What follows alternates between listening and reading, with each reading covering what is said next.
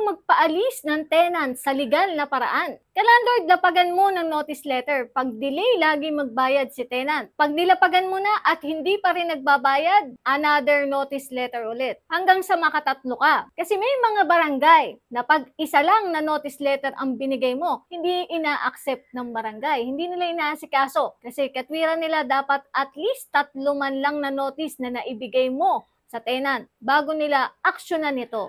Ganyan ka, landlord. Kaya wag mong babaliwalain pag laging delay magbayad si tenant. May pakonsuelo naman tayo kay tenant. Alam natin yung tenant na matino at nagkataon lang na na-delay yung sahod kaya hindi makabayad. Alam din naman natin yung tenant na nananadya ng delay lagi magbayad. Matatalino tayong mga landlord. Alam natin yan. Kaya alam natin kung sino ang tenant na bibigyan natin ng konsiderasyon at alin yung tenant na umaabuso na sa kabaitan natin. Kaya ka-landlord, huwag kang maging mabait, maging patas ka at maging mabuting landlord na marunong magpatupad ng patakaran sa paupahan dahil isa kang leader ng paupahan mo.